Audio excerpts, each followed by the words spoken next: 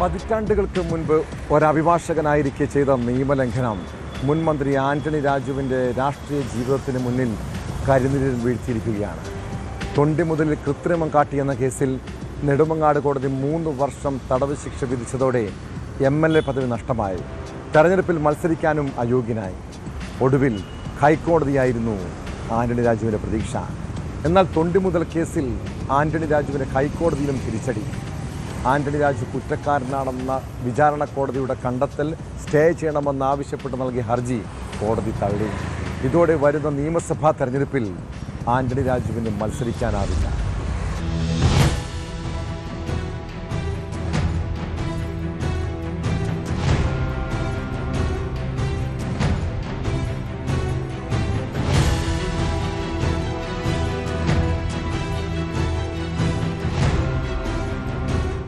MP, MLA എന്നിവർക്കെതിരെയുള്ള കേസുകൾ കൈകാര്യം ചെയ്യുന്ന പ്രത്യേക ജഡ്ജി ജസ്റ്റിസ് C. ജയചന്ദ്രനാണ് ആന്റണി രാജുവിന്റെ ഹർജി തള്ളിയത്.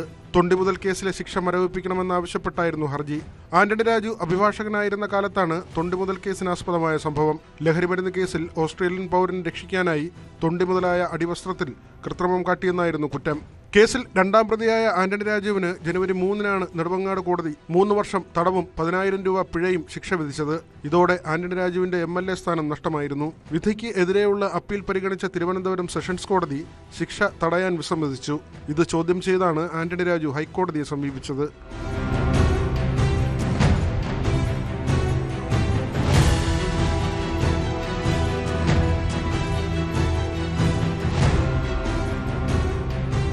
ജനപ്രാതിനിധ്യ നിയമമനുസരിച്ച് 2 വർഷം ജയിൽ ശിക്ഷ വിധിച്ചാൽ MLA സ്ഥാനം അയോഗ്യമാക്കപ്പെടും.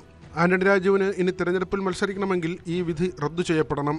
ഹൈക്കോടതിയുടെ ഇപ്പോഴത്തെ വിധിയോടെ ആന്റണി രാജുവിന് തെരഞ്ഞെടുപ്പിൽ മത്സരിക്കാനാകില്ല. രാഷ്ട്രീയ ഭാവി തകർക്കാൻ കെട്ടിച്ചമച്ച കേസാണിത് എന്നായിരുന്നു ആന്റണി രാജുവിന്റെ വാദം.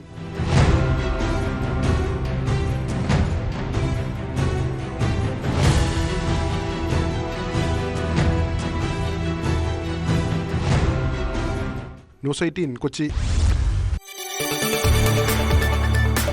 കൂടുതൽ വാർത്തകൾക്ക് News 18 Keralam YouTube channel subscribe ചെയ്യുക.